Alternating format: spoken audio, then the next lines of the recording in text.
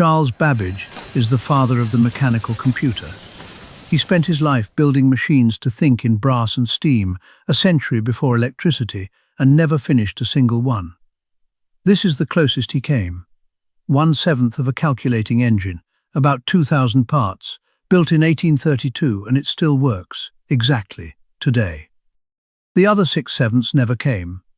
The money ran out, the workshop closed, the drawings went into a drawer. But the reason that stuck was simpler, and went unquestioned for a century and a half. Victorian machine shops just couldn't build a thing this precise. But that excuse has a problem. And the problem is sitting right here. This piece is built to exactly that precision, which raises an awkward question about the other 6/7. Was the excuse ever true? 1821. Charles Babbage and his friend John Herschel are checking astronomical tables by hand, hunting for mistakes, and they keep finding them, discrepancy after discrepancy, until, as Babbage later told it, he burst out, "I wish to God these calculations had been executed by steam." Those tables were computed by hand by people whose actual job title was computer. That was Babbage's own word for them. Herschel, he wrote, brought with him the calculations of the computers. In 1821, a computer was a person who made mistakes. They were the numbers that science, navigation and finance ran on, and they were riddled with errors. One 1830s survey counted thousands of known mistakes across the printed tables. Errors like that could be dangerous, and everyone knew it. Here's how the machine kills the error with nothing harder than addition. Take the squares, 1, 4, 9, 16. The gaps go 3, 5, 7. The gap between those never changes, a constant 2. Find that constant, and addition extends the table forever. The trick has a name, finite differences, and it prints its own result, so no typesetter can spoil it either. And the establishment said yes. 1822. Babbage announces the engine to the Astronomical Society of London with a working model. 1823. The Treasury funds it, £1,500, about 3 years expected. 1824. He wins one of its first gold medals. Hold that. The parts went to Joseph Clement, trained under Bramah and Maudslay, and reckoned one of the finest toolmakers in Britain. Making them pushed the era's precision engineering to its very limit, not beyond it, to it. And in 1832, Clement assembles the proof. 1/7 of the calculating section, roughly 2,000 parts, and it runs flawlessly. The first working automatic calculating device anywhere. The same brass tower that still turns today. This is the moment it comes into existence. The Computer History Museum calls it the first successful automatic calculating device to embody mathematical rule in mechanism. One that, in their words, works impeccably to this day. Their words, not ours. And pointedly not the first computer. Historians call this fragment one of the finest examples of precision manufacture of its time. The parts could be made.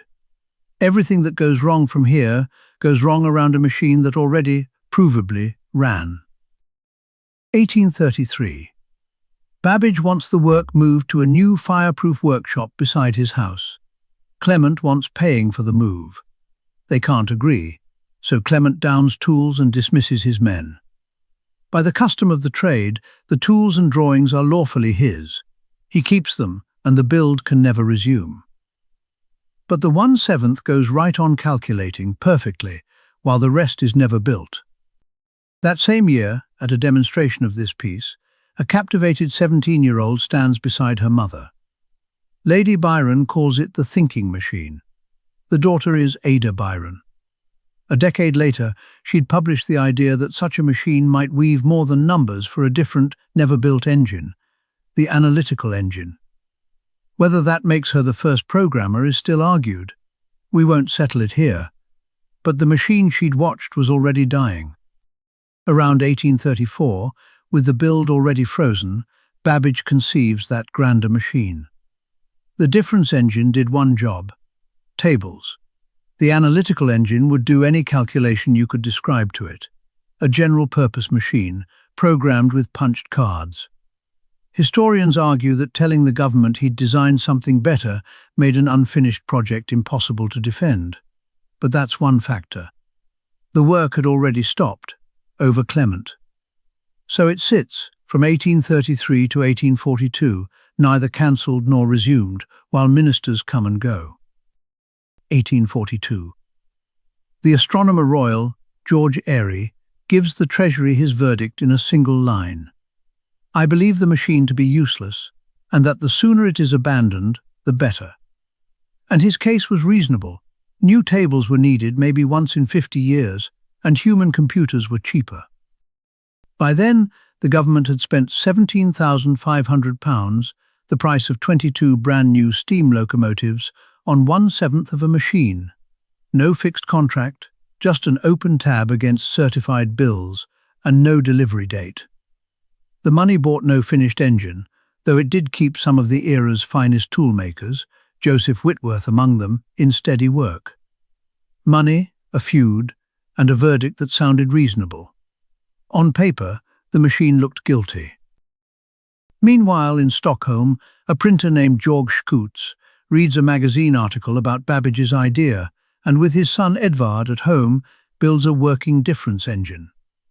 By 1855, it wins a gold medal at the Paris Exposition, the first machine to both calculate and print its own tables.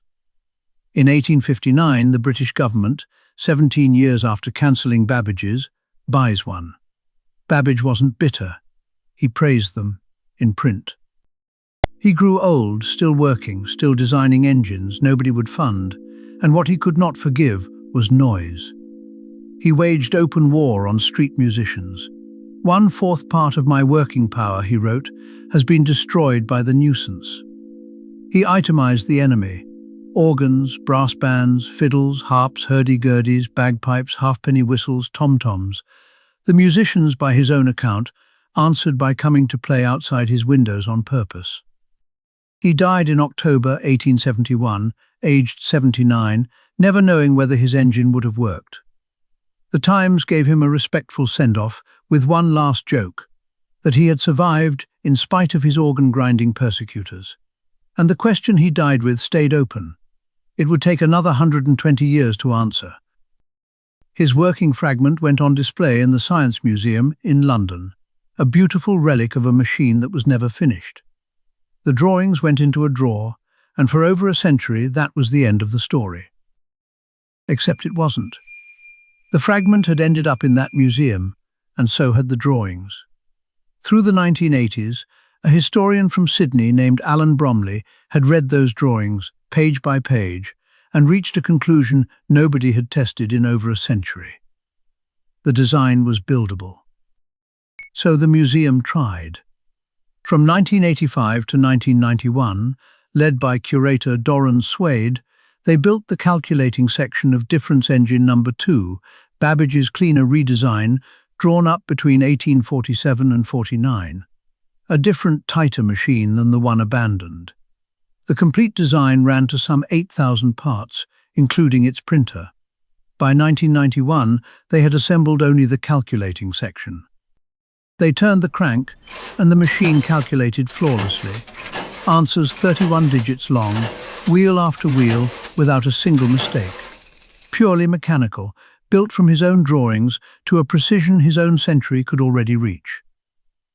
The printer followed in 2002, and it works. Here is the sentence that matters in the team's own words. No part was specified to a higher precision than was known to be achievable in Babbage's own time.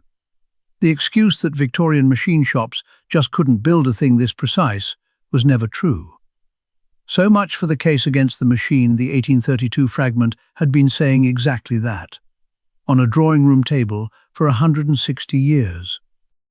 So what did that actually prove? It proves this engine's design, Difference Engine No. 2, was sound and genuinely buildable in the 19th century. It does not prove the abandoned machine would have run as drawn, or that Babbage would ever have finished, and it proves nothing about the analytical engine still unbuilt to this day. The project's own conclusion. The failure had as much to do with money, a workshop feud, and personalities as with the technology. The one thing that was never the obstacle was the precision he could actually achieve.